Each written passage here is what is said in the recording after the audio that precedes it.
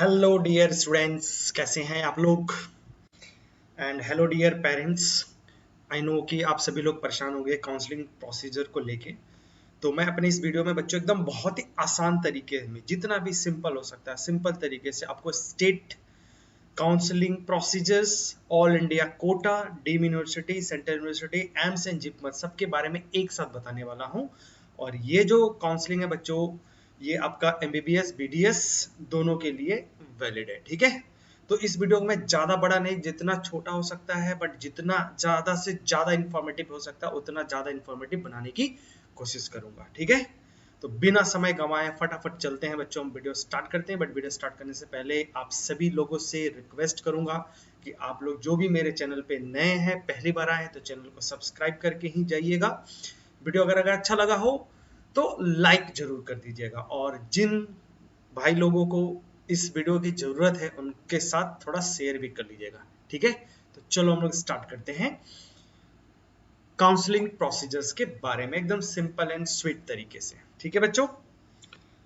देखो, simply all India जो कोटा वाला जो है, प्लस डीन यूनिवर्सिटी है, सेंट्रल यूनिवर्सिटी, एम्स, जिपमर, इन सभी के लिए जो काउंसलिंग प्रोसीजर है बच्चों, या काउंसलिंग जो कंडक्शन का कार्यभार है, वो दिया गया है किसको? आपको मेडिकल काउंसलिंग मीटिंग, एमसीसी जिसको बोलते हैं। तो आपको जो भी इंफॉर्मेशन चाहिए एमसीसी से रिलेटेड, वो आपको इसी वेबसाइट पे मिलेगा, और यहीं से आपको काउंसलिंग प्रोसीजर करना है। काउंसलिंग कैसे होगा बच्चों, मैं वो आगे बताता हूँ कि what do you mean by counselling. सभी लोग बोले काउंसलिंग होने वाला है, कब से होने वाला है, क्या होने वाला है, ठीक है। बट एग्जैक्टली है क्या, उस पर हम लोग बात करेंगे। देखो यहाँ पे ये ऑनलाइन काउंसलिंग की बात है, तो क्या होगा उसमें, उस पर बात करेंगे।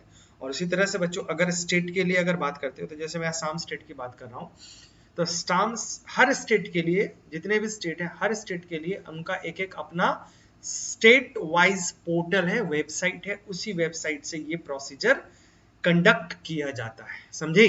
तो जैसे आसाम के लिए बच्चों यहाँ पे DME है, director of medical education, DME assam.gov.in, ये वेबसाइट है, ठीक है।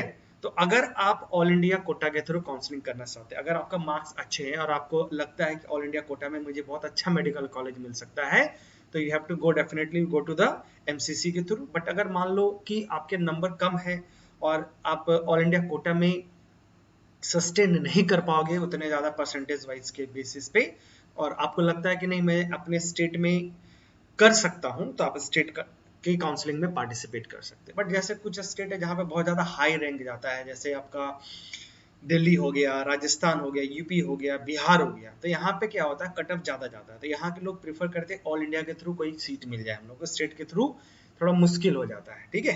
तो वट एवर आपको जैसा भी करना है, अगर ऑल इंडिया कोटा में जाना है तो एमसीसी के थ्रू काउंसलिंग करिए, और अगर आपको लगता है कि स्टेट के थ्रू आपको आपके स्टेट का कोई अच्छा कॉलेज मिल सकता है, तो स्टेट वाले के थ्रू करिए। लेकिन अगर आपको दोनों में 50-50 वाला सिचुएशन है, कि आपको लगता है कि नहीं, जो मेरा जो स्कोर है या मेरा जो रैंक है उसके बेसिस पे मुझे ऑल इंडिया कोटा के थ्रू या स्टेट कोटा के थ्रू, दोनों के थ्रू कहीं से भी अच्छा कॉलेज मिल सकता है, तो दोनों में पार्टिसिपेट करिए, ठीक है। हाँ भैया, दोनों के लिए अलग अलग कुछ फीसें आपको पेमेंट करना पड़ेगा। काउंसलिंग के लिए फीस कुछ है, मिनिमम अमाउंट है, वो आपको देना पड़ेगा, ठीक है ना। फ्री फोकट में काउंसलिंग नहीं होने वाला, पैसा दे के काउंसलिंग होगा इसमें, ठीक है। अब मान लो जैसे दोनों करना है या कोई एक करना है, तो उसमें काउंसलिंग में होगा क्या, स्टेप क्या होगा। तो स्टेप बच्चों देखो यहाँ पे बहुत ही जिगजैग तरीके से काउंसलिंग प्रोसीजर है। इस बार क्या किया गया, पहली बार है ये, ठीक है ना। इससे पहले जो प्रोसीजर था थोड़ा डिफरेंट था, इस बार से एकदम बिल्कुल नया चीज किया गया है। और नया क्या किया गया है कि ऑल इंडिया कोटा और स्टेट वाला, दोनों जो काउंसलिंग प्रोसीजर है, दोनों को साथ में, मतलब साइमल्टेनियसली कंडक्ट कराया जा रहा है, ठीक है। जैसे आपको round one all India Kota जब भी मैं बोलूँ तो भैया इसके साथ अंडरस्टूड है, किसके साथ क्या है, डीम यूनिवर्सिटी है, सेंट्रल यूनिवर्सिटी है, एम्स और जिपमर, ये सब इसी के साथ इंक्लूडेड है, ठीक है। तो ये अंडरस्टूड है, ध्यान में रख लेना इसमें, ठीक है। ये सब चीजें क्या है, अंडरस्टूड है, इसमें क्लियर है। तो यह एक चीज ये ऑफिशियल वेबसाइट है, इन दोनों ऑफिशियल वेबसाइट्स पे आपको कंटिन्यूअसली विजिट करते रहना है।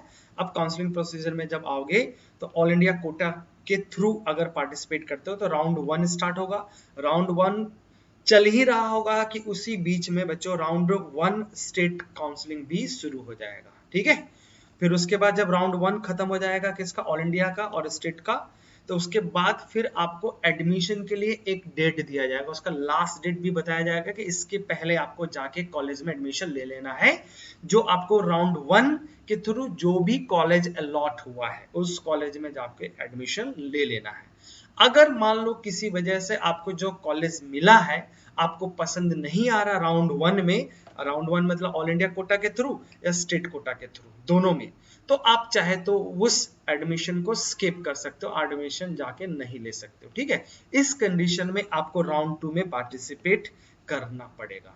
तो अगर आपने राउंड 1 में रजिस्ट्रेशन किया हुआ है तो वो ऑटोमेटिकली आपके राउंड 2 के लिए ये लॉगिंग हो जाएगा, क्योंकि आपने एडमिशन लिया नहीं है, वहां से कॉलेज वाले आपको मैंने रिपोर्ट ही नहीं देंगे कि इन्होंने एडमिशन नहीं लिया, तो अभी भी वो सीट वैकेंट है और आपके नाम के आगे कोई भी कॉलेज अभी तक अलॉट नहीं हुआ है। फिर उसके बाद राउंड 2 स्टार्ट होगा ऑल इंडिया का, और राउंड 2 स्टार्ट होगा स्टेट कोटा का, दोनों साथ में चलेगा, थोड़ा आगे पीछे रहता है, पहले ऑल इंडिया वाला फिर उसके बाद स्टेट।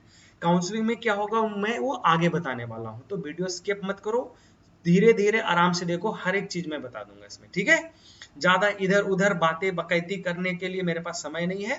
ठीक है, तो इसलिए मैं सीधा बताने वाला हूं। ठीक है, उसके बाद जब राउंड 2 कंप्लीट हो जाएगा ऑल इंडिया का ऑल स्टेट कोटा का, उसके बाद जो भी आपको कॉलेज अलॉट होगा वो कंपलसरी है, आपको जाके लेना ही पड़ेगा, कोई दूसरा उपाय नहीं है वहां पे। ठीक है, आपको सीट जाके लेना ही पड़ेगा। ठीक है, आप उस सीट को छोड़ नहीं सकते हो, अगर छोड़ा तो जो फाइन है वो आपके ऊपर इम्पोज होने वाला है। ठीक है, और हो सकता है कि आगे आपको फिर मॉपअप या दूसरे जो राउंड है उसमें कॉलेज ना मिले। ठीक है, पहले क्या होता था कि जैसे कॉलेज मिला नहीं ले रहे हैं, तो इससे क्या होता बहुत सारा सीट बचा रह जाता था, और मतलब काउंसलिंग प्रोसीजर बहुत ज्यादा कॉम्प्लिकेटेड हो जाता था, तो उसमें मॉपअप के बाद स्टे वैकेंसी, उसके बाद फिर भी सीट बच जाता था, तो उसके बाद डायरेक्ट एडमिशन के लिए बुलाया जाता था, ले दे के बड़ा घनचक्कर टाइप का था। ठीक है, तो इन्हीं सब चीजों को सिंपल बनाने के लिए बच्चों क्या किया गया है, ये प्रोसीजर अभी जो बता रहा हूं वो अप्लाई किया गया है इसमें। ठीक है, तो ज्यादा प्रॉब्लम वाली बात नहीं है।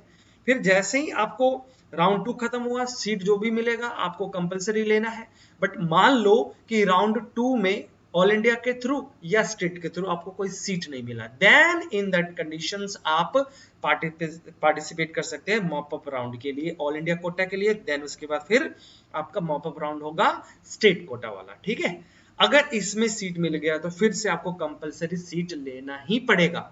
समझ में आ रहा भैया? देखो मेरी बात पूरी सुना करो। ठीक है, जैसे इससे पहले मैंने एक कट ऑफ का वीडियो बनाया, ठीक है, उसमें मैंने सब कुछ बताया कि भाई मैं यहाँ पे मॉपअप राउंड के बेसिस पर रैंक ले रहा हूं, तो उसमें बोला कि ये गलत है। अरे भाई गलत तो होगा ही ना, गलत क्यों नहीं होगा, क्योंकि अभी उसमें क्या है, आपका मॉपअप राउंड 2 हुआ था, फिर स्टे वैकेंसी राउंड था, तो उसमें रैंक और कम होगा। ठीक है, दूसरा बोल रहे हैं कि भैया इस रैंक पे तो ओबीसी है, आप जनरल कैसे कंसीडर, भैया मैं तो जस्ट एक क्या कर रहा हूं, अनुमान लगा रहा हूं, अंदाजा लगा रहा हूं कि इस मार्क्स पे कौन सा रैंक हो सकता है या इस रैंक पे कितने मार्क्स आ रहे हैं।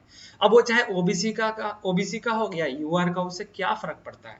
तो भैया पूरा वीडियो देखो पहले नंबर, उसके बाद कंक्लूजन जो है आप दो कमेंट सेक्शन में जाके। ठीक है, तो उसी तरह भैया ये जो मैं बोला इसको भी पूरा देखो, उसके बाद अपना कंक्लूजन ड्रॉ करना।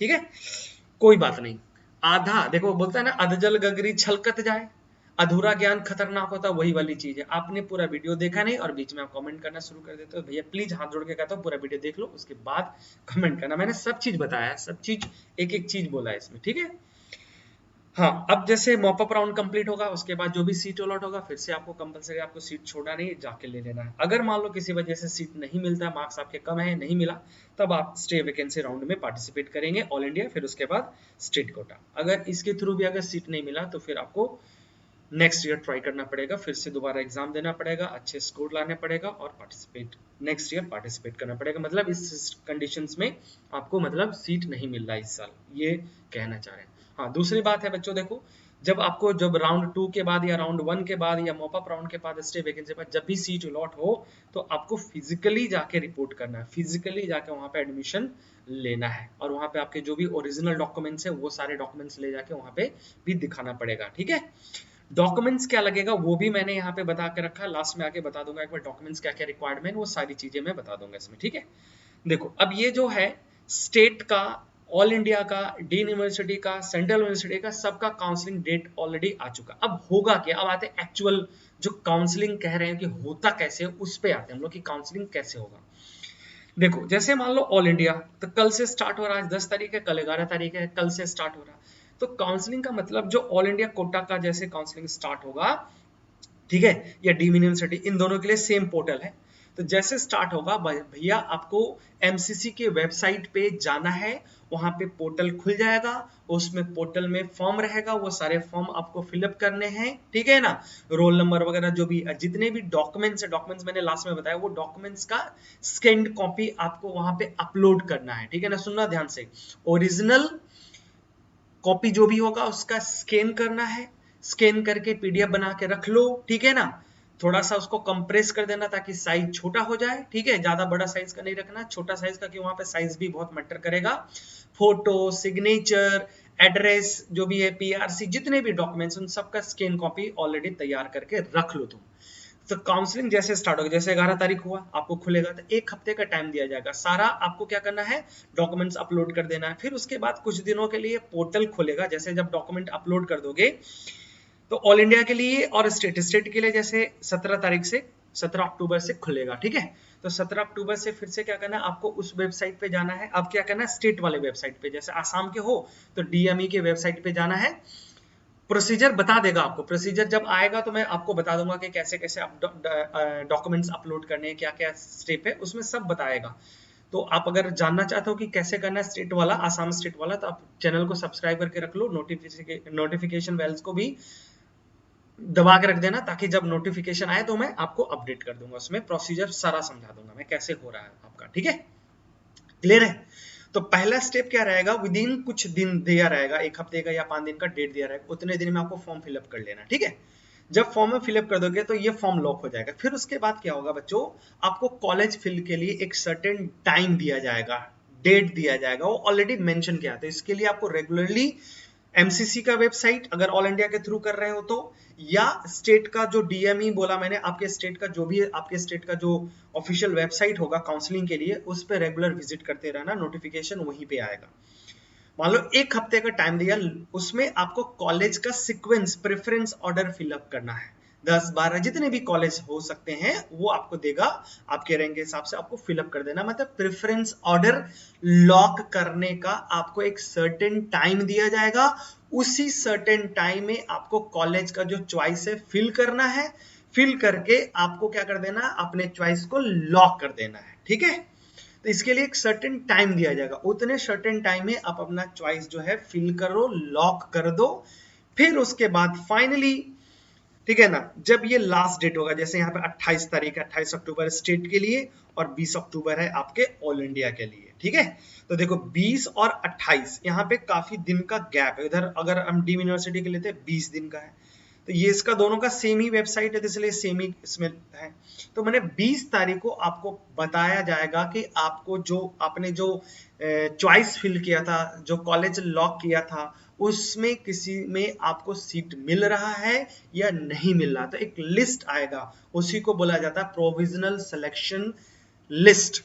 तो प्रोविजनल सिलेक्शन लिस्ट जो है एमसीसी के वेबसाइट पे या आपके स्टेट वाले जो काउंसलिंग प्रोसीजर का ऑफिशियल वेबसाइट है उस पे पब्लिश किया जाएगा। उसमें आप अपना नाम देखो, आपको जो भी कॉलेज मिला होगा आप तुरंत जाके, तुरंत मतलब क्या है, यहाँ पे देखो 28 तारीख तक और स्टार्ट 28 तारीख 28 अक्टूबर तक, मतलब ऑल इंडिया कोटा के थ्रू, और अगर स्टेट के थ्रू जा रहे हैं तो 4 नवंबर से पहले जाके आपको 4 नवंबर तक भी जाके आपको जाके कॉलेज में एडमिशन ले लेना है। बट मैंने पहले बोला कि अगर मान लो कि अगर आपको फर्स्ट राउंड में जो कॉलेज मिल रहा है आपको नहीं चाहिए तो छोड़ दो, एडमिशन जाके मत लो, हो गया। अगर अगर आपके हिसाब से मिल गया कॉलेज तो तुरंत जाके एडमिशन ले लो भैया, ठीक है, ज्यादा लेट नहीं करना।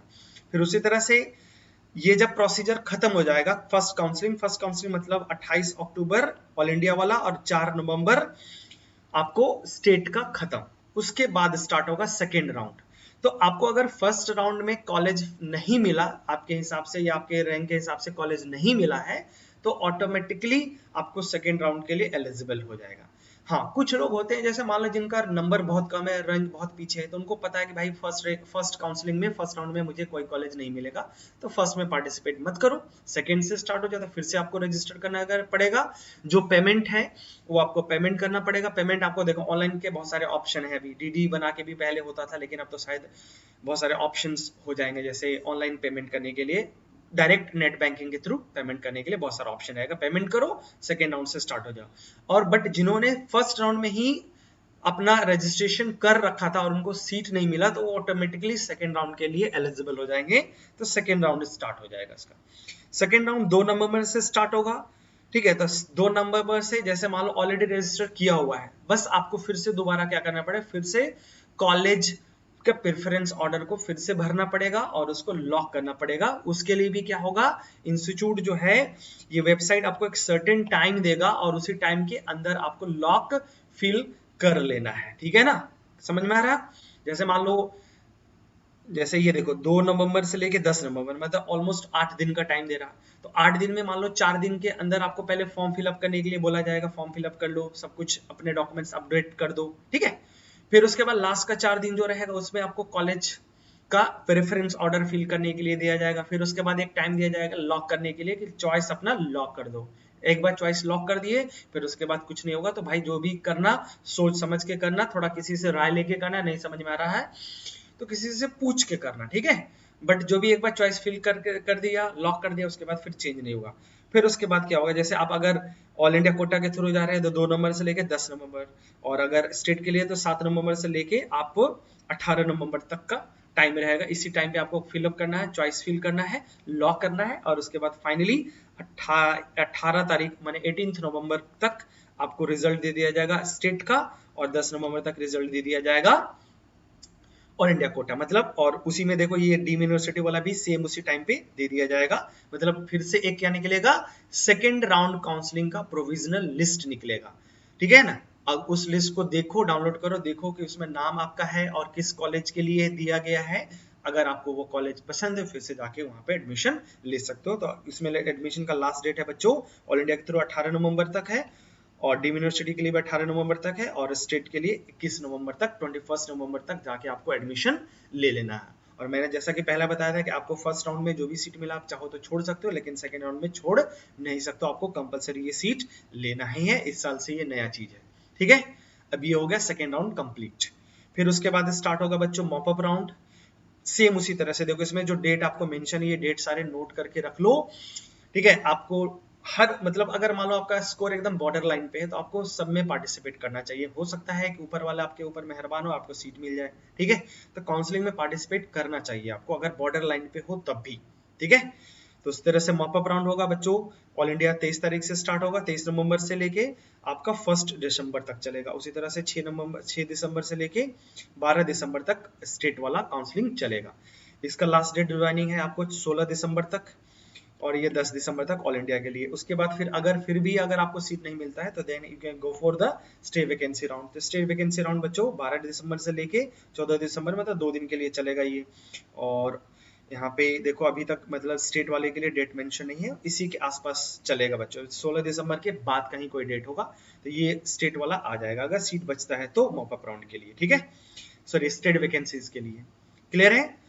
और फाइनली जो लास्ट ज्वाइनिंग है बच्चों, ये आपको मतलब 20 दिसंबर तक ये सारा जो मामला है वो खत्म हो जाएगा, और आपका जो क्लासेस है वो 15 नवंबर से अच्छा क्लासेस जो बच्चों है 15 नवंबर का मतलब हो गया कि फर्स्ट राउंड में जिनका एडमिशन हो चुका होगा उनका क्लासेस पहले से स्टार्ट हो जाएगा, मतलब जल्दी से ये सारा चीजें सेशन स्टार्ट होगा। क्लासेस के लिए आपको हर कॉलेज वाला नोटिस देगा कि क्लासेस, तो क्लासेस का भी टेंशन मत लो, क्योंकि यहाँ पे यूजी कोर्सेज का जो सेशन है वो 15 नवंबर से स्टार्ट होता है, ऐसा यहाँ पे बोला जा रहा है।